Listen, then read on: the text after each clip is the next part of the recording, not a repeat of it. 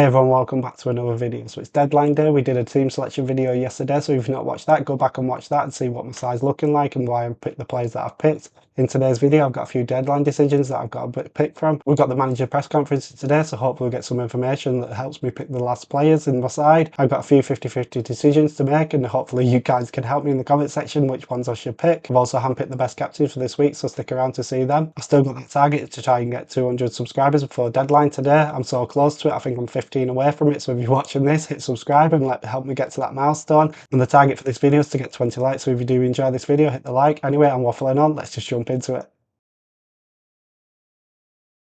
So this is how my side's currently looking. If you didn't watch it yesterday, I've got a team selection video where I go into detail with this team.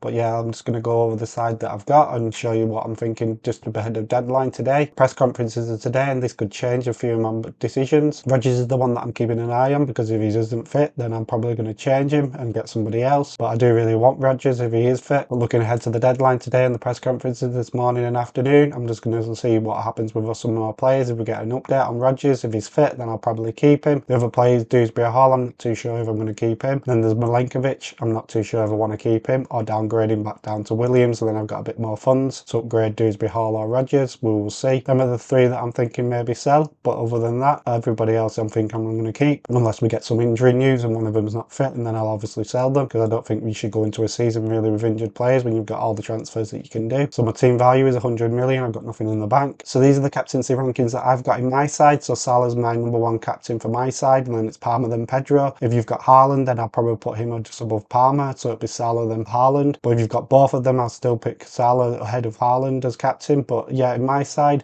I think Salah's the main one that we want to pick. And with Liverpool playing tonight, I think everybody wants to have him as captain because they don't really want to sit behind the sofa worrying that he's going to score a goal and get an assist, and then you've already fallen behind everybody else. So I think a lot of people are going to be out of worry picking Salah anyway, just to not go behind everybody else. If you haven't got Salah, I think Haaland's the main captain. If you haven't got both Salah and Haaland, then I think Palmer's the next best one. I think Chelsea are going to be a really tough side to defend against this season. We've got players like Pedro, Gittins, Estavo that have just joined the side. There's Palmer. Yes, I'm saying this with a Chelsea top on, so there's a little bit of bias there, obviously. But I think there's a lot of players in this side that can link up and make different types of goals. So I think they'll be very hard to stop. And with Crystal Palace not having Mark Guehi in the side, we've got a link to Liverpool, and he'll probably be leaving before the end of the window. That makes Crystal Palace's defence a little bit weaker. So hopefully Chelsea can capitalise on that and get a few goals. Obviously, Crystal Palace did really well in the Community Shield without Mark Guehi, but I do expect Chelsea to get at least 2 goals this game. So there we have it, Salah as captain and Palmer as vice captain. Let me know in the comment section if you think I've got that right. Do you think it's not as clear that Salah's captain? Do you think I'm a little bit biased with Palmer as vice captain and Chelsea being so good? Do you think we're not going to be as good? Let me know in the comment section. I know there's going to be people that are watching this that are not actually Chelsea fans. Am I being a bit delusional with Chelsea being so good? Let me know in the comment section. And then lastly, let's go over the players that I'm thinking of potentially selling before deadline. So there's Rodgers, just because he's got a flag. If he's fit, I'll probably keep him, but at 7 million, I don't really want to buy someone that's not fit for the first game, and he's got Newcastle at home. I'm worried if he does start, he might only get 50-60 minutes and he rest him for the next game. They don't really want to push him too much at the start of the season, but it's the start of the season. He's just had 3 weeks off, so hopefully he's fit and he's ready to go. He's one of them players that everybody was thinking, will he get dropped at the start of the season, and he didn't. He kept playing and kept playing and kept playing, got an injury, kept playing. Aston Villa have sold a few players, so it'll be interesting to see who they buy in the attacking line and does that help him out. But I do really like Rodgers, so if he is fit, I'll probably keep him, but I'm just waiting to see what that press conference is like from Emery in the afternoon. And then the other 2 players that I'm thinking about selling is Milenkovic and Dewsbury Hall. Milenkovic, I'm just thinking, do I go for Morello? He's the same price, he's more of a chance of getting DEFCON points, but I do like Milenkovic for the upside, so I do think Milenkovic is just edging it just for me.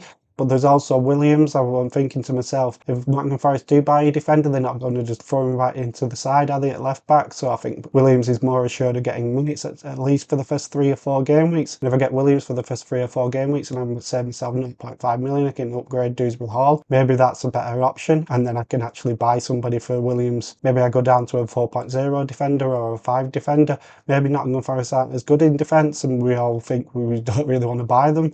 in the next 5 or 6 weeks when they're not keeping clean sheets. So who knows, Nottingham Forest might not be as good as they was last season, so maybe having Nottingham Forest defenders isn't the be-all and end-all. So yeah, I'm thinking about maybe going to Williams with Milenkovic and then upgrading Dewsbury Hall to somebody else. So here we have, we've got Rodgers, and I'm thinking maybe Kudus on Ndiaye. That's option number one. It's only if he's injured. If he's not injured, I'll keep Rodgers. If I do sell Rodgers, it'll probably for Ndiaye, just because I think the fixtures for the first 5 or 6 weeks for Ndiaye is more likely he's on penalties. So I'm not sure if I want to buy Kudus in the second game for Tottenham is against Man City. So do I really want to buy him and then be not assured about keeping him? And the second option is to downgrade Milenkovic to Williams, and I think I might do this one just to save myself 0.5 million. I do question if Nottingham Forest are going to be the same side that it was last season, or we were just a bit unsure. Now they've got European football, maybe they're not as consistent as they was, and they're going to have less time to prepare and less time to rest, so they might not be as 100% on it, so they might leak some goals and maybe do some rotation in the side. So maybe I go Williams, and then if Nottingham Forest aren't that good, yeah, I can downgrade him to a 4.5 million who's doing really well. There's a lot of options at 4.5 million. I'm sure there'll be somebody that catches my eye in the next 3 or 4 weeks that I'll actually want to buy, so Williams could downgrade even more, and then I save myself 0.5 again. With that, Dewsbury Hall selling to Anderson, I'm not too sure about that as well myself. I did have him for quite a while in my draft, but I'm thinking to myself on Anderson, am I going to be the manager that's going to be okay with just having 2 or 3, 4 points every week, or do I really want somebody with an upside? And I think Rinders gives you that. Yes, with Man City, there's a chance that he does get rotated. With Rodri's fitness, I think he'll play for the first 3, 4 game weeks, and then we'll see what happens. I think he's somebody that's going to get more goals and assists, so I really want to go with the upside, so I do think I'll go for Rinders and Williams potentially. So I do think before deadline I could go for Williams and Rinders, but we'll see what happens with Rodgers before that. I'm not too sure if I want Ndiaye, Williams and Rinders in my side, and I do feel that's a bit too much. So if Rodgers is fit, I'll probably keep him. If Rodgers isn't fit, I'll probably sell him for Ndiaye, and I might just make one change and maybe keep Dewsbury Hall and Milenkovic. I'm not too sure about making all 3 changes because I think I'm making too many sacrifices for players that I'm not too sure on. Williams and Milenkovic, I'm happy to make that change whatever happens. There is a little bit of uncertainty with Dewsbury Hall because they are looking to buy new players, and they've actually just got Grealish on loan, so what does that mean for his minutes? I'd be interested to see what happens with Everton the first few weeks. Do I really want to buy Dewsbury Hall? I'm not sure if he actually starts all the time, but for 5 million he's a really good option. I could go for Rinders for the first 3 or 4 game weeks, see how he gets on. If he's starting all the time, I could keep him. If he keeps coming off early or he keeps getting benched, and I could sell him and I could get Dewsbury Hall then if he's already playing. And I do think the 5.5 midfielder options are a lot better. There's Anderson and Rinders, but there's a couple of others, so if you don't want them you can go to somebody else. But if you go for Dewsbury Hall, there's isn't much other players that you could move to unless you have a 0.5 in your bank, and I don't really want to keep making transfers really early on, so I'm trying to save myself from doing that. So if I did make all them changes, this is how my side would look: Williams, Ndiaye and Rinders in for Milenkovic, Rodgers and Dewsbury Hall. I do think I really want to keep Rodgers. If we go through the press conferences and Rodgers seems alright, I do think I'll probably keep him and put that 0.5 million I've got in my bank back into Rodgers instead of Ndiaye. And if we don't get any injury news before the deadline today, I think I would sell Milenkovic for the Williams and save 0.5 million, and then put that 0.5 million into Rinders because I think he'd probably more chance of getting goals and assists. I think Dewsbury Hall is going to tick along and do well, but I would rather have somebody from a top side that's more likely to score more goals, and I think City are more likely to score goals than Everton. And then at least if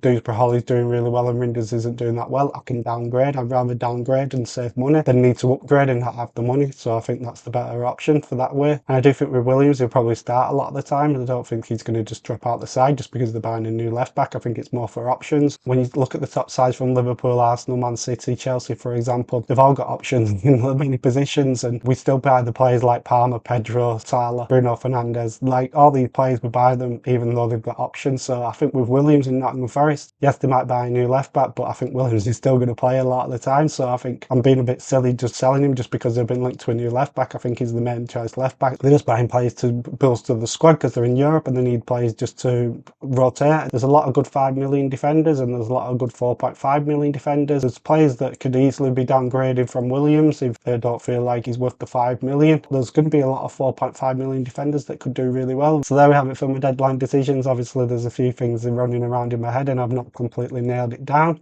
Let me know in the comment section if you think I'm doing it right. Do you think it's stupid for me to sell Rodgers? Do you think I should actually just go Ndiaye? And do you think Rinders or Anderson, which one would you upgrade, or would you keep Dewsbury Hall? And in defence, do you think I should spend the money and get Milenkovic or Morello, or do you think I'm okay doing Williams in defence? Please let me know in the comment section if you think I'm getting this right. I do really want your opinions. This is why I'm making videos, so also get your opinions and hopefully help me get the best season that I can. And then lastly, if you've got any deadline decisions that you want me to run through your side, just get in the comment section and let me know, and I'll try and read them all and reply to you all before deadline. And finally, before I wrap up, I'm trying to get to 200 subscribers, so try and help me get over that milestone. I'm so close to it now, so if you're watching this right to the end and you've enjoyed it, hit the subscribe button. I'm trying to get to 20 likes. So yeah, so that's it for this video. I'll see you on the next one. Goodbye.